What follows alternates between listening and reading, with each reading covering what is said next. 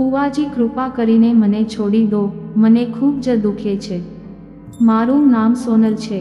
તે એક દિવસની વાત છે જ્યારે હું માત્ર 19 વર્ષની હતી. હું એ સેકન્ડમાં હતી. તે સમયે મારા પિતા ખૂબ જ બીમાર હતા, તેથી અમને ઘણી આર્થિક સમસ્યા હતી.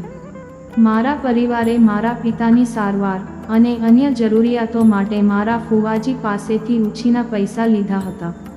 ઘણી સારવાર કરવા છતાં પણ મારા પિતાને બચાવી શક્યા નહીં અને તે મૃત્યુ પામ્યા. મારા પિતાના અવસાન પછી અમે સાવની સહાય બની ગયા. હવે અમે ઉછીના પૈસા લીધેલા હતા, પરંતુ અમારી પાસે પૈસા ન હતા. ઘણી વખત ફુવાજી અમારા પર પૈસા માંગતા હતા અને દબાણ કરતા હતા કે મારા પૈસા પાછા આપી દો, પરંતુ અમે સક્ષમ ન હતા. એક વખત વેકેશન દરમિયાન હું મારા ફોઈના ઘરે રહેવા ગઈ હતી. હું તેના ઘરે કામ કરતી હતી ત્યારે મારા ફુવા મારા શરીરને છુપી રીતે જોતા હતા જ્યારે હું નમતી હતી. ઘણી વખત હું બાથરૂમમાંથી સ્નાન કરી બહાર નીકળતી હતી ત્યારે તે બાથરૂમની બહાર મળતા હતા. એનો અર્થ એ કે તેણે મને નહાતી વખતે પણ જોઈ હશે.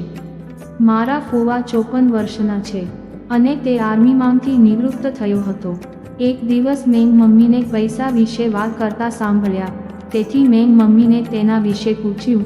મમ્મીએ મને કહ્યું કે આપણે તેમની પાસેથી ઘણા પૈસા ઉછીના લીધા છે, તો હવે આપણે તે કેવી રીતે ચૂકવીશું? હું સક્ષમ નથી. પૈસા કેવી રીતે ચૂકવવા તે સમજ પડતી નથી. એક દિવસ મારા ફુવા પૈસા ચૂકવવાની જીદ કરવા લાગ્યા અને ધમકી આપવા લાગ્યા, અને જો તેમને પૈસા નહીં આપીએ તો તેઓ અમારું ઘર લઈ લેશે. મેં આ વિશે ફુવાને વાત કરી અને તેમને પૂછ્યું આ પૈસાની શું વાત છે.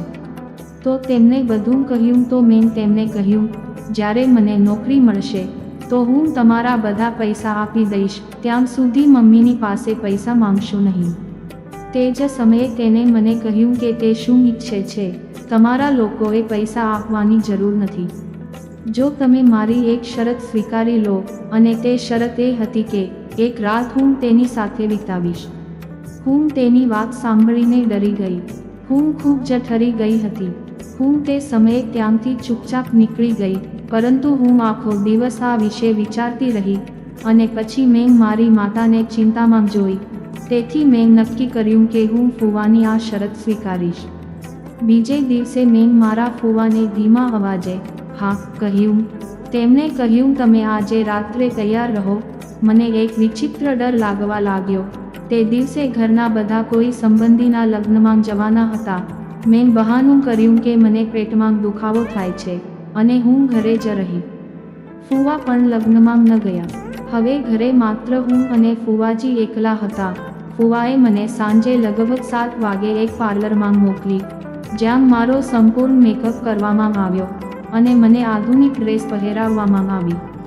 લગભગ 1 કલાક પછી ફુવાજી મને ઘરે લઈ આવ્યા, જ્યાં મારી સાથે આજે તે થવાનું હતું. ફુવાએ મને બેડરૂમમાં બેડ પર બેસાડી. પછી તે વિસ્કીની બોટલ લાવ્યો અને વિડીયો પ્લેયર પર મૂવી મૂકી. પછી અમે બંનેએ ફિલ્મ જોઈ અને તેણે વિસ્કી પીધી. પછી મને ખબર નથી કે તેને શું થયું. તેણે વિડીયો પ્લેયર બંધ કરી દીધું. હું હવે સમજી ગઈ હતી કે આજે રાત્રે મારો બંધ દરવાજો ખુલવાનો હતો. તે પછી મેચ શરૂ થઈ. મેચ શરૂ થયાને 1 કલાક થઈ ગયો હતો.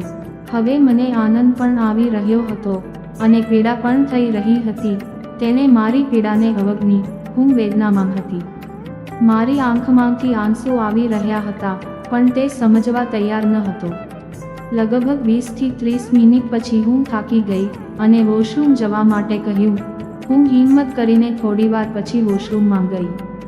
જેવી હું વોશરૂમમાંથી બહાર આવી, ફુવા ફરી તૈયાર બેઠા હતા.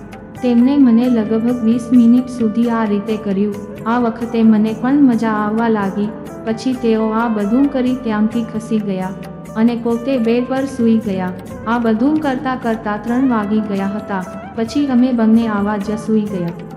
સવારે 8 વાગ્યે મારી આંખ ખુલી. હું ઝડપથી ઉઠીને વોશરૂમમાં ગઈ. મેં બધું સાફ કર્યું અને પછી મેં જાતે ચા બનાવી અને પીધી અને મારા ફુવાને પણ પીવડાવી. ત્યાં સુધીમાં ઘરના અન્ય લોકો પણ લગ્નમાંથી આવી ગયા હતા અને આ રીતે મેં એક જ રાતમાં મારા ફુવાનું બધું ઋણ ચૂકવી દીધું હતું. મિત્રો, આ વાર્તા તમને કેવી લાગી તે કોમેન્ટમાં જણાવજો અને આવા જ મજેદાર વિડીયો માટે વિડીયોને લાઈક અને ચેનલ સબસ્ક્રાઇબ કરવાનું ભૂલતા નહીં. ધન્યવાદ મિત્રો.